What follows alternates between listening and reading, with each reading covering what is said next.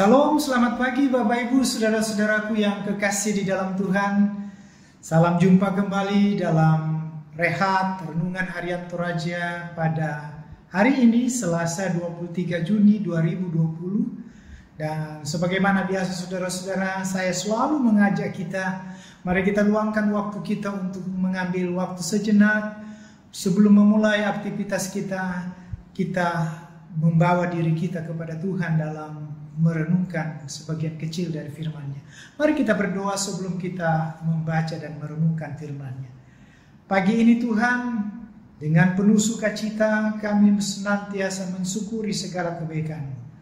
Dan sebagaimana biasa, kami ingin memulai segala aktivitas kami dalam menempatkan Engkau di atas seluruh rencana-rencana kami.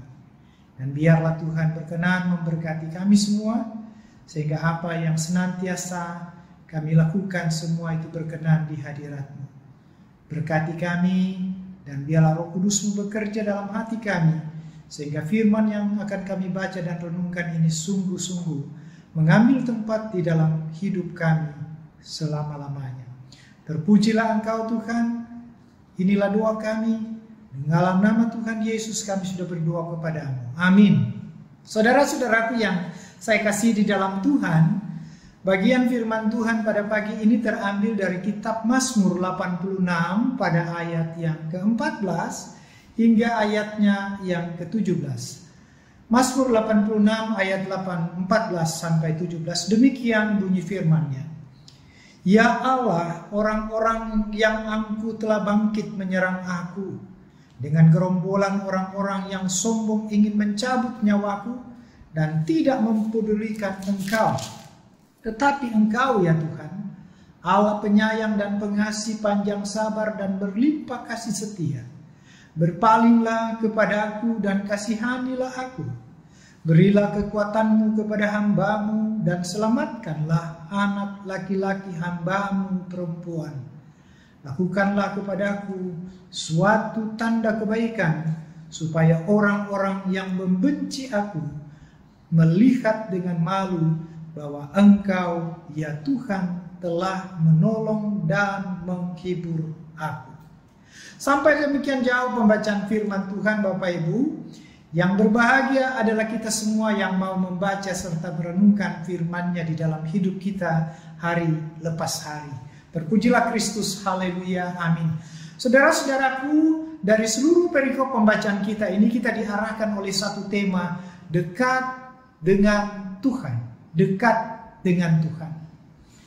Ibu bapak saudara-saudaraku sidang jemaat kekasih Tuhan, ada sebuah aturan atau hukum yang berlaku dalam sebuah lembaga atau katakanlah bidang atau semua aktivitas-aktivitas yang ada di dunia ini selalu mempunyai aturan-aturan yang tersirat itu sendiri. Katakanlah contoh ketika sebuah arena pertandingan akan dimulai, maka seorang atlet itu dipastikan ia harus berhadapan dengan orang yang sepantasnya dan sekelasnya dalam kelas pertandingan itu sendiri. Tidak ada hukumnya amatir diperhadapkan dengan seorang yang profesional. Pasti kita tahu hasilnya. Karena itu diharapkan yang amatir itu pasti akan berhadapan dengan amatir. Seorang yang profesional dalam bidangnya pasti akan diperhadapkan juga dengan seorang yang lebih bersifat profesional itu. Itulah hukum yang berlaku di dalam dunia ini. Artinya bahwa seseorang itu senantiasa diharapkan berhadapan dengan orang yang sepadannya, orang yang sungguh-sungguh pantas dihadapi dan berhadapan satu dengan yang lain. Supaya apa? Supaya ada keadilan. Supaya apa? Supaya semuanya berjalan dengan baik. Tetapi kenyataannya saudara-saudara, bukankah dalam banyak hal tidak seperti itu? Terkadang kita menghadapi sesuatu di luar apa yang bagi kita melampaui kemampuan kita. Kita tidak berdaya untuk itu. Nah, bagian firman Tuhan ini pada pagi ini saudara-saudara membicarakan tentang bagaimana pergumulan Daud itu ketika ia diperhadapkan dengan sebuah persoalan-persoalan yang luar biasa. Bukan hanya yang datang dari luar, tetapi juga dalam dirinya. Pada satu sisi kenyataan yang ia lihat itu tidak bisa diterapkan di dalam hidupnya karena ia tidak sebanding, tidak sekelas. Tetapi pada sisi yang lain ia diperhadapkan dengan sebuah katakanlah keraguan dalam dirinya itu sendiri. Karena itu saudara-saudara, apa yang mau diceritakan dalam bagian firman Tuhan ini, Daud mencoba untuk memberikan sebuah pemahaman kepada kita bahwa ia tidak mampu untuk menghadapi sebuah tantangan yang luar biasa beratnya.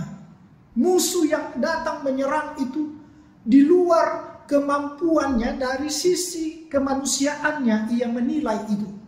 Dan karena itu saudara-saudara, apa yang dirasakan oleh Daud, dia katakan dia tidak sanggup untuk menghadapi musuh yang begitu besar itu, musuh yang begitu kuat itu. Dan karena itu dia sadar bahwa yang memampukan dia bisa keluar dari itu adalah memohon sesuatu dari apa yang dinamakan kekuatan Tuhan. Kuasa adikodrati, kuasa di luar kemampuannya itulah yang ia butuhkan. Menarik dalam bagian firman Tuhan ini, Daud memperlihatkan tentang sesuatu yang luar biasa besar manfaatnya.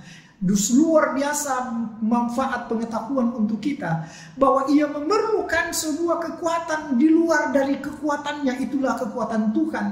Dan melalui apa yang ia yakini itu, ia sadar dalam ayat 15 bahwa Tuhan itu pasti akan menolong setiap orang yang benar-benar menyerahkan hidupnya, mempercayakan hidupnya kepada Tuhan itu. Kenapa?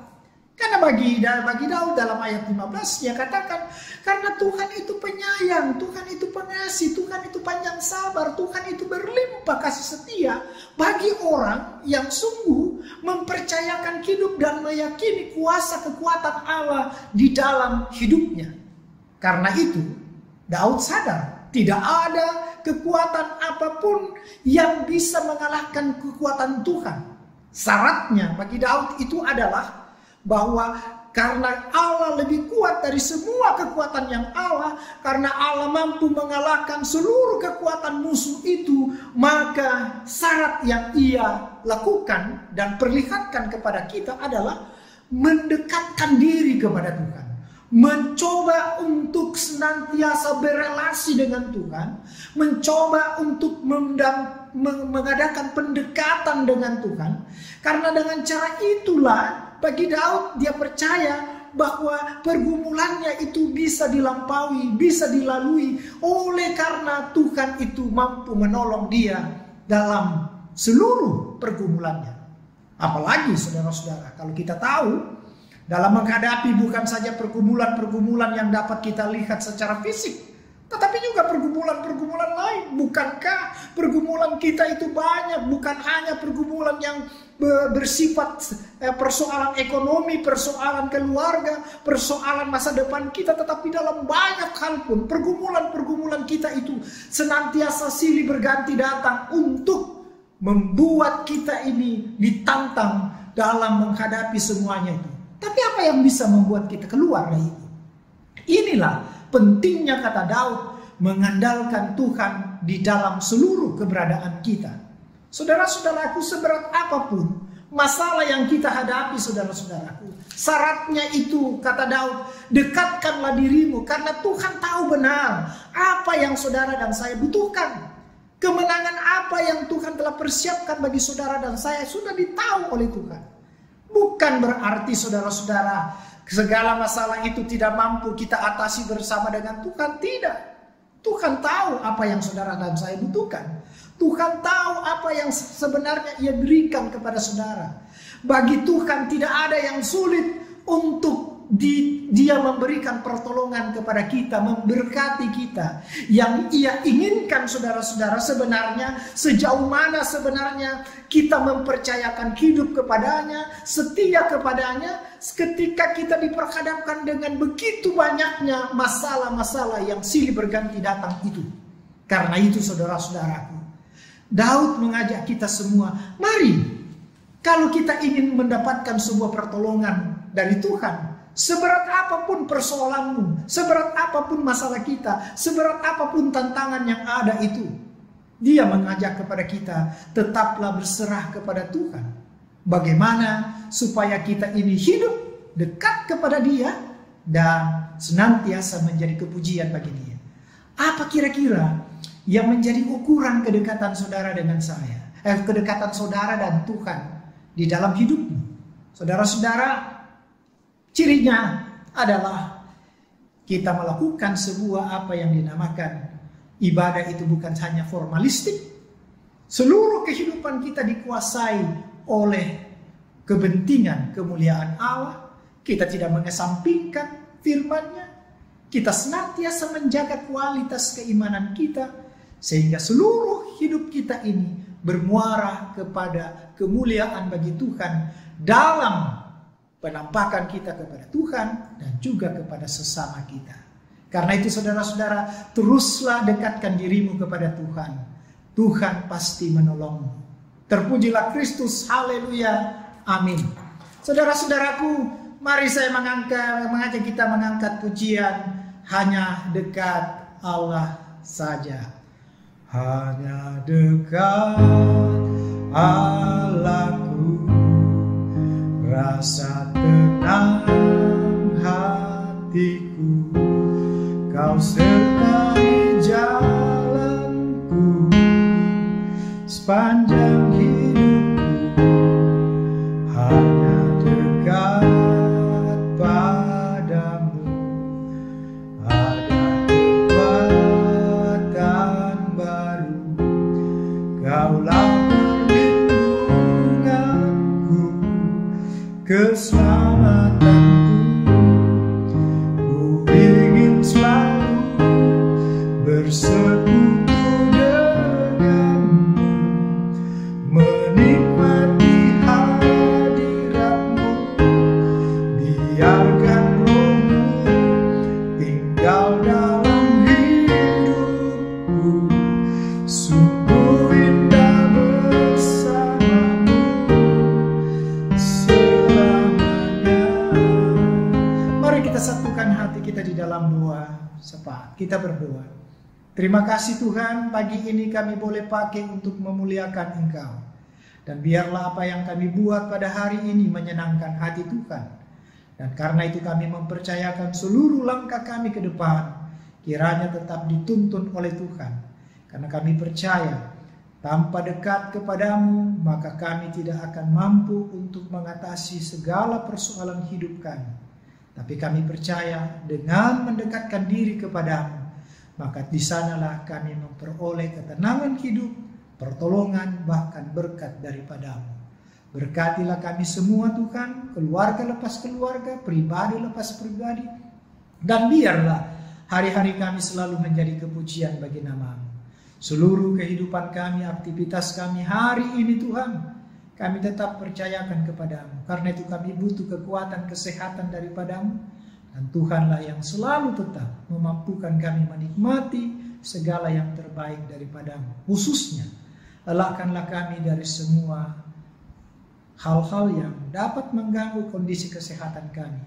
Utamanya pandemi corona ini Tuhan yang begitu mencemaskan. Tapi kami percayakan semuanya ke dalam tangan-Mu. Tuhan tetap tuntun sertai kami semua. Berkati seluruh aktivitas pelayanan-pelayanan semua gereja-Mu, dan biarlah di dalamnya nama Tuhan dimuliakan. Inilah doa sungguh kami Tuhan. Hamba berdoa Tuhan hadir, menolong dan memberkati. Ampuni salah dosa kami. Dengar doa ini karena kami sudah berdoa di dalam Kristus Yesus, Tuhan dan Juru Selamat kami yang hidup. Haleluya, amin. Saudara-saudaraku, demikianlah saat teduh kita pada hari ini. Kiranya Tuhan senantiasa tetap menopang, menolong, memberkati kita semua dalam keberadaan kita hari ini kekal selama-lamanya. Selamat pagi, Tuhan memberkati.